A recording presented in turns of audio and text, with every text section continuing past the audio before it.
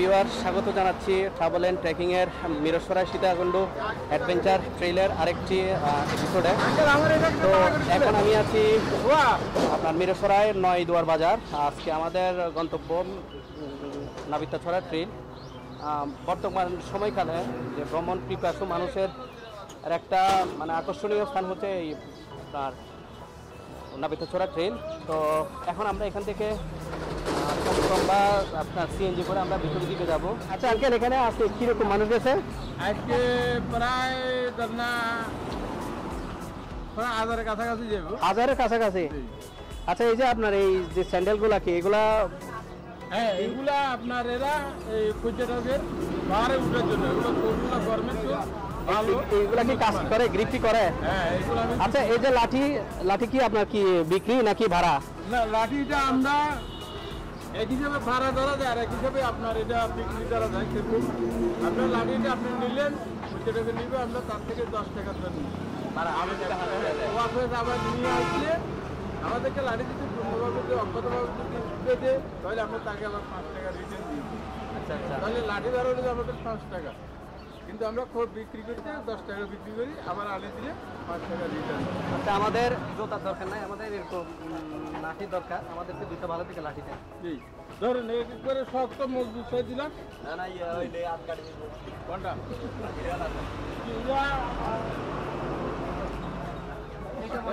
ধরেন এই দিন আর ক্যামেরাটা বড় এমন ভাবে মানে কাছে কোনো মানে একদম ছড়ায়। ধরেন এই কোনোটা লাঠি নিতে আমাদের এই পর্যটক কেন্দ্রের শ্রেষ্ঠ কোনোটা আপনাকে বাঁচিয়ে দেবে, বুঝলেন না? এই দুটোটা আপনি নেবেন, আবার ওভাবে রিটার্ন নিয়ে আসবেন, দেখবেন এরকমই থাকবে। কিলে 200 গিরে আছে, উপরে গিরে আছে। টাকাটা কি নিবেন নাকি? টাকা আপনি বেশি দেওয়া লাগবে না, 20 টাকা দিলে হবে।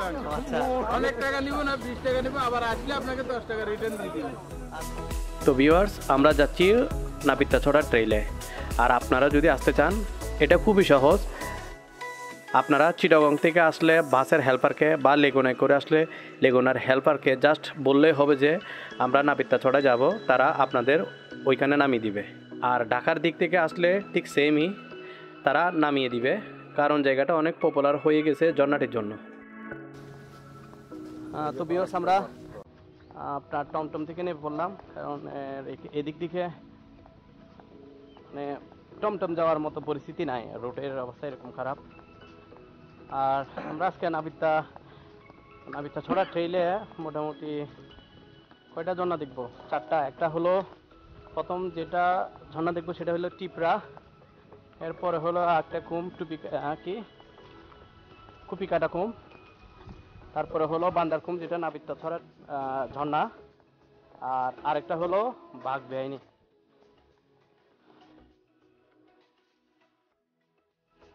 যাওয়ার পথে যা কিছু আমরা দেখবো সবই আপনাদেরকে দেখাবো, যা কিছু আমাদের সামনে পড়ে।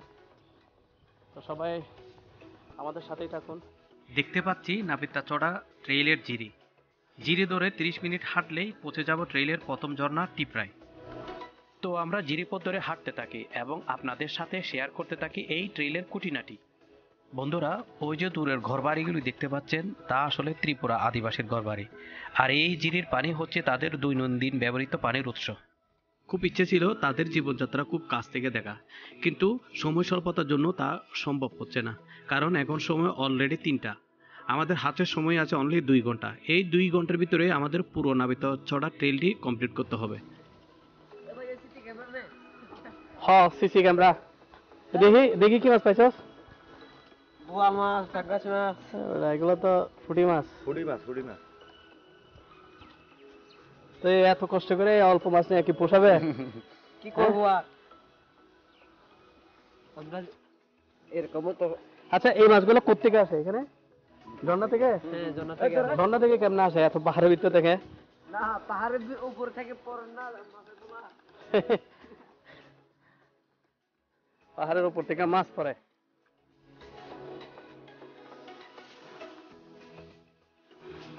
এনিওয়ে, পুরো নাবিতাছড়া ট্রেইলটি আপনাদের সামনে 2টি পর্বে তুলে ধরব। প্রথম পর্বে দেখব ট্রেইলের প্রথম 2টি ঝর্ণা, অর্থাৎ টিপরা এবং কুপিকাটা কুম। আর দ্বিতীয় পর্বে দেখব বান্দার কুম বা নাপিতাচড়া ঝর্ণা এবং বাঘবেয়ানি ঝর্ণা। শুধুমাত্র ট্রেইলের কিছু অংশ এবং ঝর্ণাগুলো দেখিয়ে ভিডিও শেষ করলে দেখার কিছুই থাকে না। আবার একটি পর্বে সবকিছু তুলে ধরতে গেলে ভিডিও অনেক লম্বা হয়ে যায়। তাই আমরা এই সিদ্ধান্তটা নিয়েছি। আশা করি ভিডিওগুলো উপভোগ্য হবে।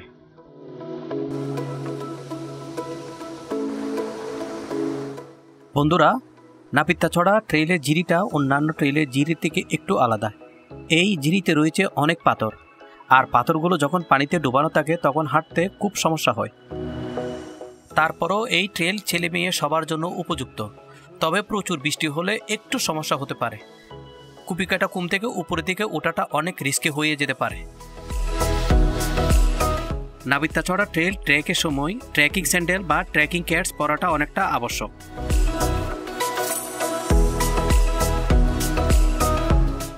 বন্ধুরা, আপনাদেরও কি তাই মনে হচ্ছে? মানে আমার পেটটা কি অনেক বড় মনে হচ্ছে? হওয়াটাই তো স্বাভাবিক।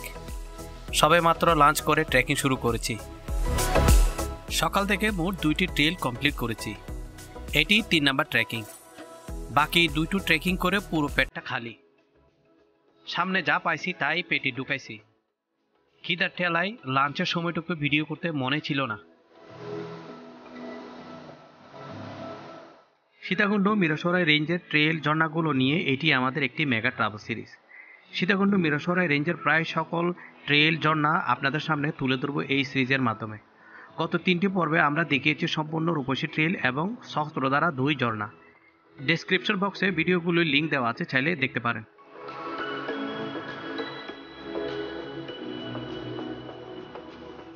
তো যাই হোক, নাপিতাচড়া ট্রেইলে আসার আগে অবশ্যই ওয়েদার ফরকাস্টটা দেখে আসবেন, কারণ 3-4 দিন বৃষ্টি না হলে এই ট্রেইলের ঝর্ণাগুলোতে তুলনামূলক পানি কম থাকে, ফলে এসে নিরাশ হওয়ার সম্ভাবনা থাকবে।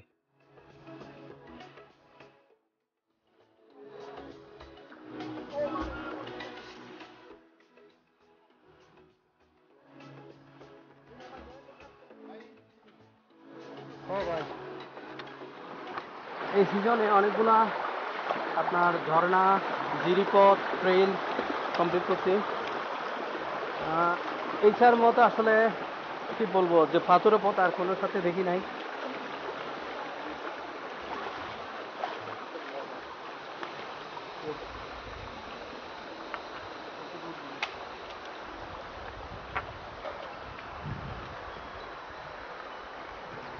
পুরা আপনার জিরিপথটা হলো পাথরে ভরা। ওই যে দেখেন এখানে কি অবস্থা, কেমনে যাব? এটা অনেক বিপজ্জনক একটা রাস্তা, একটা জিরিপথ, একটা বিপজ্জনক জিরিপথ।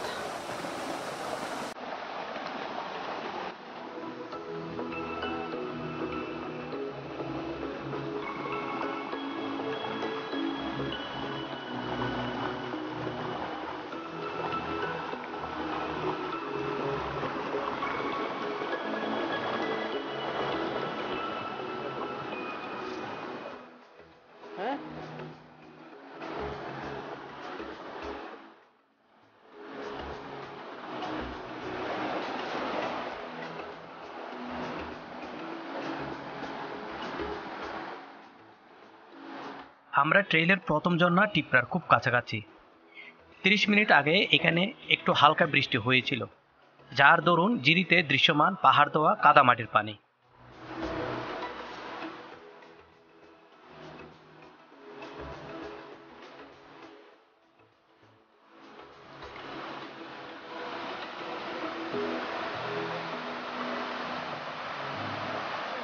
এটা হচ্ছে নাপিতাচড়া ট্রেইলের প্রথম ঝর্ণা টিপরা। এটার উপরে আরো 3টা ঝর্ণা আছে, আপাতত এটা আপনারা দেখতে থাকেন। তো বন্ধুরা, আমরা চলে আসলাম নাপিতাচড়া ট্রেইলের প্রথম ঝর্ণা টিপরায়। আর যেমনটি ধারণা করেছিলাম ঠিক তেমনটিই হলো। ঝর্ণাতে পানি কম। অ্যাকচুয়ালি গত 3-4 দিন চট্টগ্রামে তেমন বৃষ্টি হয়নি, ফলে ঝর্ণাতে পানি একদম কম। মূলত টিপরা থেকেই নাপিতাচড়া ট্রেইলের এক্সট্রিম ট্রেকিং শুরু, সুতরাং এখানে তেমন একটা সময় নষ্ট করব না। আর টিপরার ঠিক উপরে রয়েছে কুপিকাটাকুম। তো চলুন কুপিকাটাকুমের দিকে যাওয়া যাক। এখন আমরা যাব কুপিকাটাকুম। এটা সামনে ওই যে দেখা যাচ্ছে কুপিকাটা কুম, আর এই জায়গাটা অনেক পিছলা, একটু সাবধানে হাঁটতে হবে।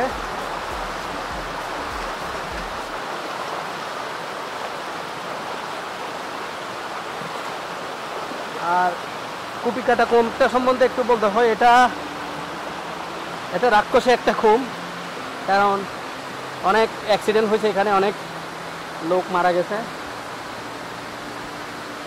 আর এখানে আমি নামবো না, তাদেরকে সামনের ক্যামেরাতে দেখাচ্ছি। কুপিকাটা কুম খুবই বিপজ্জনক একটি কুম, অনেক মর্মান্তিক দুর্ঘটনার সাক্ষী এই কুম। প্রচুর বৃষ্টির সময় যখন প্রচন্ড পানির ফ্লো থাকে তখন এই কুমে নামা থেকে বিরত থাকুন।